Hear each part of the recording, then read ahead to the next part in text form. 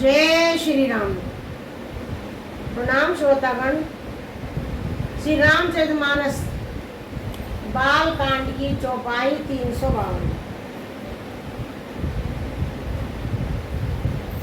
पुत्र और पुत्र वधुओं को देखकर राजा दशरथ और उनकी तीनों रानियां के मन में प्रेम समाता नहीं है, इतने अघा रहे हैं कि चारों कुमारों को देखकर चले निशान बजाई सुर निज निज पुर सुख पाई, कहत परस्पर राम जसु प्रेम ने हृदय समाई।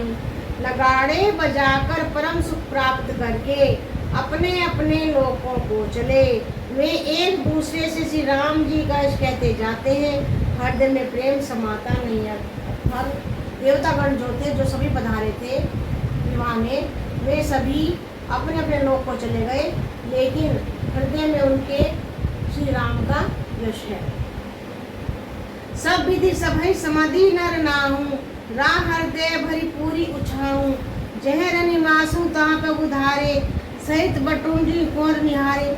सब प्रकार से सबका प्रेम पूर्वक भली भांति आदर सत्कार कर लेने पर राजा दशरथ और हृदय में गुण सा भर गया।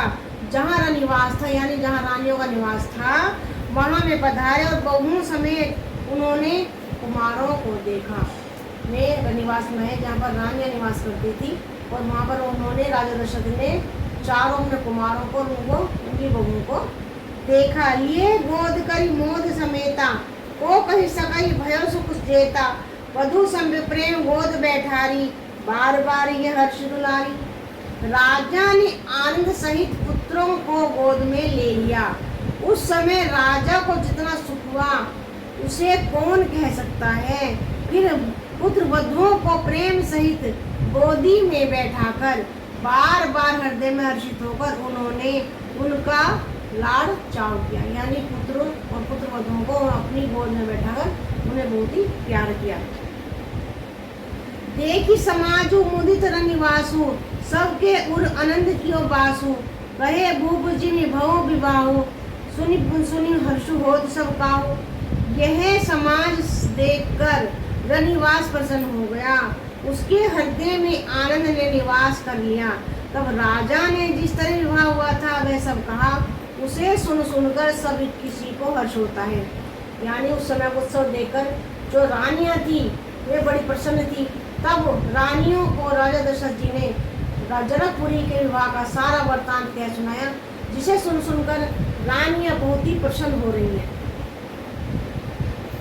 जनक राजगुण शील बढ़ाई, प्रीति रीति संपदा सुहाई।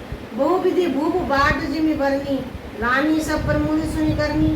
राजा जनक के गुण शील महल प्रीति की रीति सुहावनी संपत्ति का वर्णन राजा ने भाट की तरह बहुत प्रकार से किया।